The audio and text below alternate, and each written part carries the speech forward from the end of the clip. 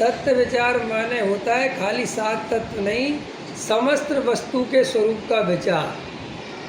मेरे अंदर जो परिणाम चल रहे हैं इनके बारे में मेरी मान्यता क्या है, मेरा जो देह में एकत्वादी है कि नहीं है, इन सबको गहराई से अपने अंदर अवलोकन करना, ये तत्व विचार की श्रेणी में आता है।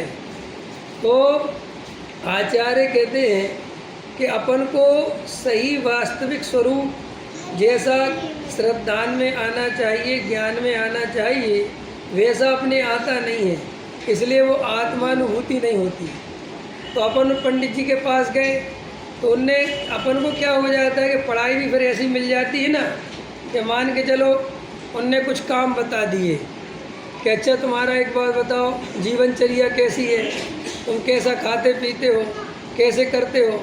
अब उसमें तुमने कुछ बताया तो बता दिया, अभी तो तुम्हारे ये निवृत्ति नहीं है, अभी तो तुम पैसे कमाने में लगे हो, अभी तो तुम्हारे बाल बच्चे, देखो भैया इन सब के बीच में रह के सम्यक दर्शन नहीं होता। तो अपन एकदम क्या है, एकदम अपने निमित्त की दृष्टि चली जाती है। सही कह रहे पंडित जी, आप सही कह रहे हैं, आप बिल्कुल ऐसे ही चल रहा हमारा। अब क्या करें, व्यापार धंधा है, बाल बच्चे हैं, तो बस ठीक है छोड़ो।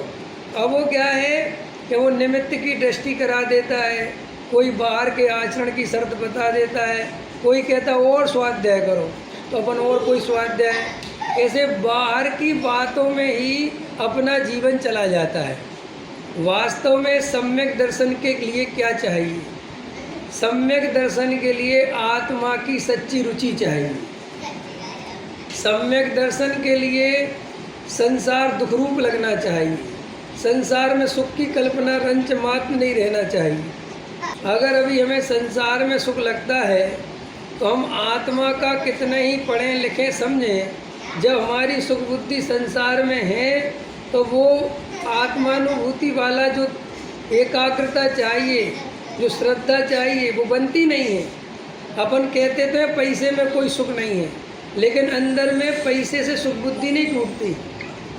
ख्याल में है ना, वो बोलते हैं कि सुख पैसे में सुख नहीं, लेकिन अभी पूछे आत्मा में सुख दिखता है कि पैसे में? तो काय में दिखता है? पैसे। अब अपन इस मान्यता को नहीं बदलते और इसी मान्यता को बनाए रखते हैं और वो अपन स्वाध्याय आदि में लगे रहते हैं, इसलिए वो अनुभूति नहीं होती। आया समझ में? ऐसे बहुत गहराई से, और ईमानदार होना बहुत ज़रूरी है। क्या होना? ईमानदार। हम जितने ज़्यादा ईमानदार होंगे, हमें किसी के सामने धार्मिक दिखने की कोई आवश्यकता नहीं है। अपन जैसे हैं बिल्कुल वैसे रहो, महंत बनने की कोशिश मत करो। ये धर्म में महंतपना चढ़ जाता है कई लोगों को, समझे? महंतपना समझते हो कि नहीं समझते? तो महंतपना नहीं आना, सहज नेचुरल, दूसरों के सामने धर्मात्मा दिखने की ज़बरदस्ती कोशिश करना, ढोंग करना, समझ में आया? और अपने अभिप्राय में नहीं पहचानना कि हमारे अभिप्राय में असलियत में क्या है। तो देखो, पहले नंबर पर चेक करो कि हमें आत्मा की सच्ची रुचि है क्या। अभी हमारी धन, मकान, स्त्री, पुत्र, कुटुंब, परिवार, ये मेरे से भिन्न है और ये मेरे सुख के कारण नहीं है, ये हमारा निर्णय हुआ है कि नहीं हुआ है? ख्याल में आया?